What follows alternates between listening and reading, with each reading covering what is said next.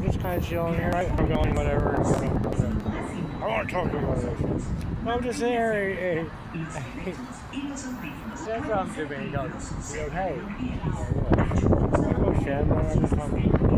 On break. No, for real. It's just, I always say that. No, really, I won't say something. I just want to ask, he just want to, he goes, I just want to ask you a question. You know the answer? I'm like, do you know the answer? So he said to me, he said, here's the question I'm not going to ask you. He goes, it's about the Jews, about the Hebrews. I said, okay, what's that question?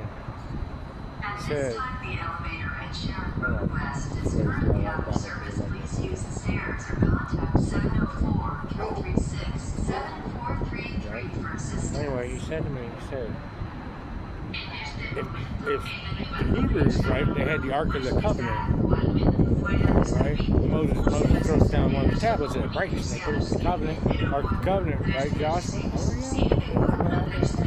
goes, I didn't like that one guy just accidentally touched, you died, like right there, right?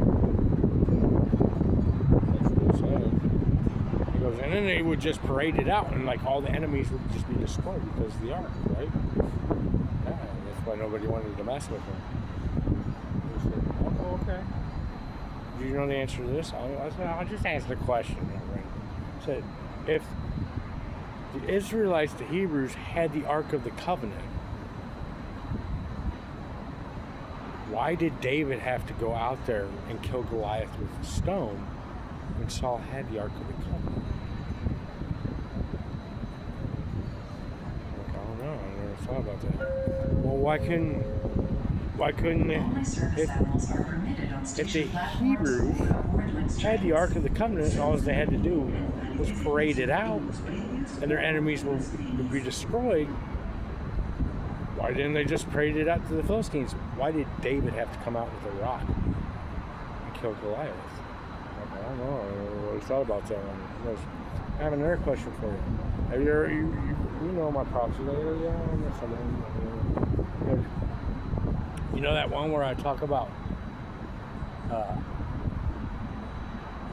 praying to stone idols, and I talked about making the bread. He makes the fire, and he cooks his bread, and then he makes an idol with that fire.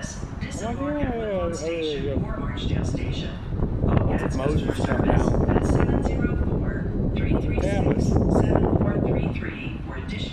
Two tablets of what?